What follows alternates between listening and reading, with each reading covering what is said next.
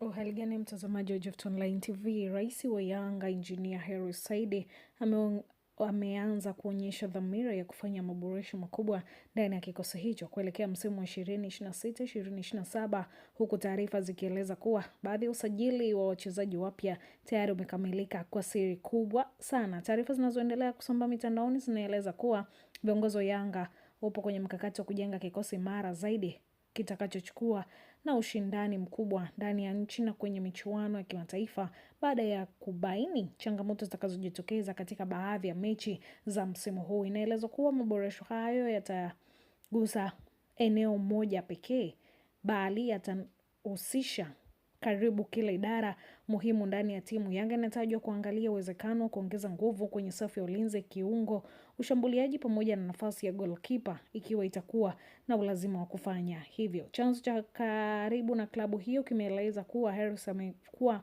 makini sana katika dirisha la usajili kufuatia kwa karibu mapendekezo kutoka kwa benchi la ufundi la kuhakikisha timu inasajili wachezaji wenye ubora, uwezo mkubwa na wanaoendana na falsafa ya klabu hiyo. Baadhi ya nyota waliopo nchini ndani ya kikosi kwa sasa wanaweza kuachwa mwishoni mwa msimu kutokana na tathmini ya kiufundi inayoendelea kufanywa. Hatua hiyo inalenga kutoa nafasi ya damu mpya itakayoongeza ushindani na kuimarisha kiwango cha timu kwa ujumla. Yanga inaonekana kujipanga mapema kwa ajili ya msimu ujao, huku viongozi wake wakiamini kuwa kufanya usajili wa mapema utasaidia timu kupata muda wa kutosha kuunda kikosi bora kabla ya kuanza kwa mashindano mapya ya ligi kuu ya kimataifa. Hii ni Gift Online TV, endelea kusubscribe, kushare, click pamoja na kucomment. Lakini wewe ambaye bado nikwambia wakati ni sasa, hujachelewa, chukua hatua ya kusubscribe ili uzidi kupata taarifa nini ambacho kinaendelea. Lakini pia tuone viungo wapi ambao watasajiliwa Yanga na viungo vipi ambavyo